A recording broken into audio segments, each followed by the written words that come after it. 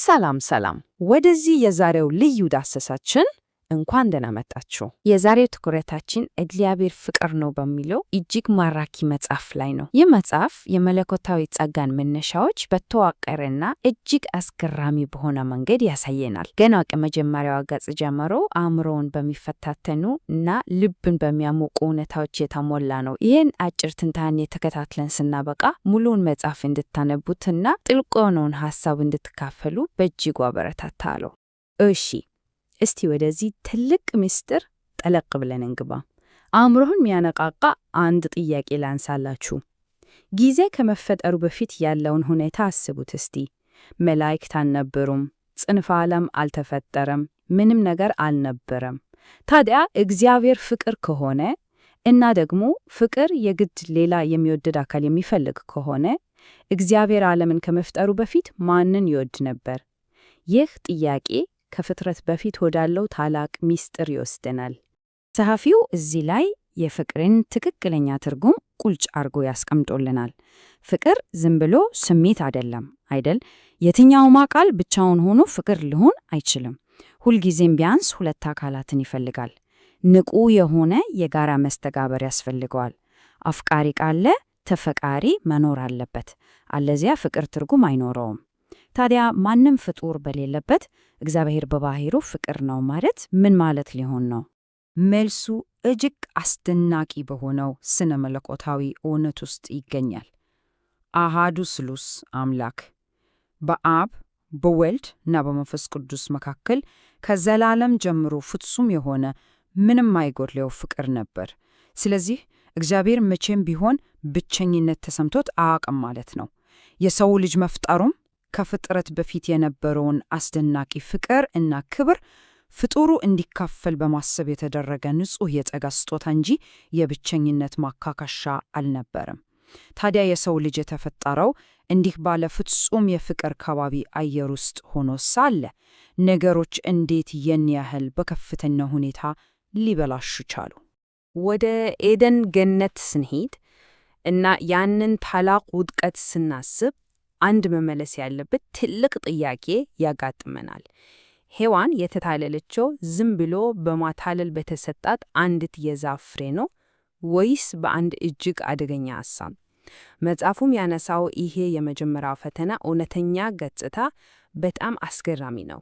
እባብ ለሔዋን መጥቶ ይም ብሎ ፍሬ አላጎረሳትም። መጀመሪያ ያደረገው ጥርጣሬን መዝራት ነበር።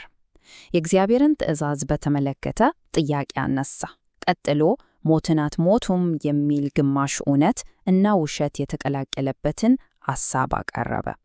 በመጨረሻም የእግዚአብሔርን በጎነት እንድጠራጠር ፈጣሪ አንድ መልካም ነገር የደበቃት አስመስሎ አቀረበ። ማታለሉ የተከናወነው ንጹሕ አእምሮዋን በሚያበላሽ ክፉ ሐሳብ እንጂ ዝም ብሎ ፍሬ በማቀበል አልነበረም። ይሄ በመጽሐፍ ውስጥ በጣም በግልጽ የተብራራ ነጥብ ነው። አሁን እዚህ ጋር በጣም ወሳኝ ልዩነት እናያለን። ሔዋን እና አዳምን ስናነጻጽር እጅግ አስገራሚ የሆነ ነገር እናገኛለን። ሔዋን በእባቡ ተንኮል እና በተጣመመ እውነት ተታለለች። አዳም ግን ፈጽሞ አልተታለለም። አዳም የእግዚአብሔርን ትእዛዝ እና የሚያስከትለውን ውጤት በሚገባ እያወቀ በገዛ ፈቃዱ በማመፅ ሆን ብሎ የፈጸመው የአመፅ ተግባር ነበር። ይህ እኮ የውድቀቱን ታሪክ ሙሉ ለሙሉ ሌላ መልክ ነው የሚሰጠው። ያንን ታላቅ ክህደት ከተፈጸመ በኋላ ያለውን ቅጽበት እስቲ በዓይነ ሕሊናችሁ አስቡት። ያንን ከባድ ጸጥታ፣ ያንን ድንገተኛ የጥፋተኝነት ስሜት። የሰው ልጅ ይህንን ታላቅ ሕግ ጥሶ ተጋላጭነቱን በድንገት ካወቀ በኋላ ያደረገው የመጀመሪያው ነገር ምንድን ነው ብላችሁ ታስባላችሁ? ነገሮች እጅግ በፍጥነት ነው የተበላሹት። ልክ ትእዛዙን እንደጣሱ ዓይኖቻቸው ተከፈቱና ራቁታቸውን መሆናቸውን አወቁ። ያንን የጥፋተኝነት ስሜታቸውን ለመሸፈን ወዲያውኑ የበለስ ቅጠሎችን መስፋት ጀመሩ። ቀኑ ሲመሽ ደግሞ ቀድሞ በናፍቆት ይጠብቁት ከነበረው ከፈጣሪያቸው ድምፅ በመሸሽ በዛፎች መካከል ተደበቁ። በመጨረሻም ፊት ለፊት ሲገናኙ ጥፋታቸውን አምነው ከመናዘዝ ይልቅ ኃላፊነትን ወደ ሌላ ማሸሽ እና ሰበብ መደርደር ጀመሩ። የሁላችሁ የመጀመሪያው የጣት መቀሰር ጨዋታ እዚህ ጋር ነው የጀመረው። እግዚአብሔር አዳምን በቀጥታ ሲጠይቀው አዳም ጥፋቱን ከማመን ይልቅ ሚስቱን ወቀሰ።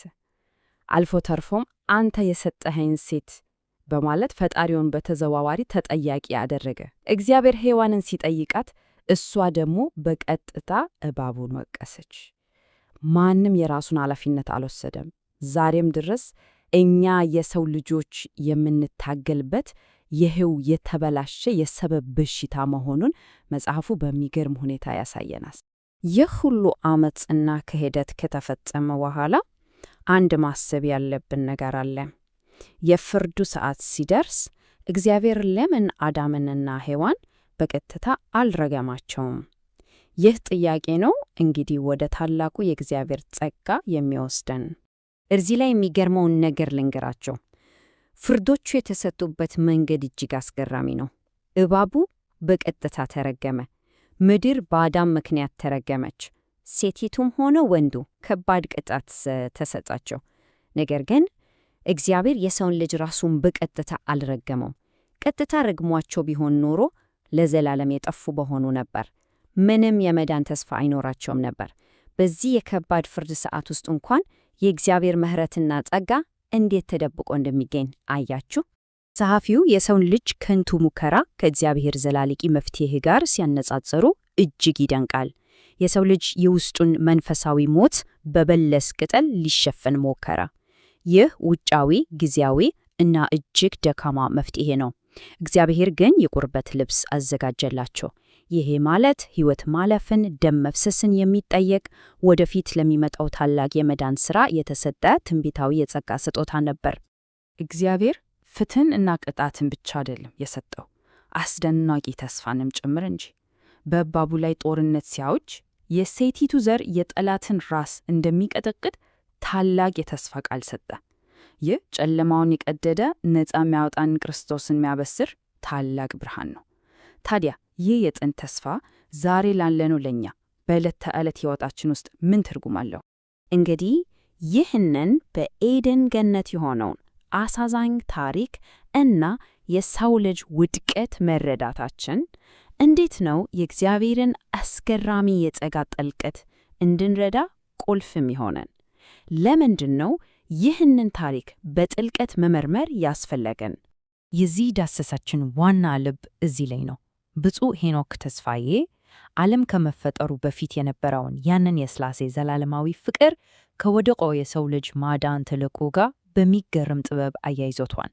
መዳናችን ድንገተኛ የተፈጠረ መፍትሔ አልነበረም። ገና ከጥንት ጀምሮ የተወጠነ፣ ማንኛውም ኃይል ሊያቆመው የማይችል ሆን ተብሎ የተደረገ ታላቅ የፍቅር ታሪክ ነው።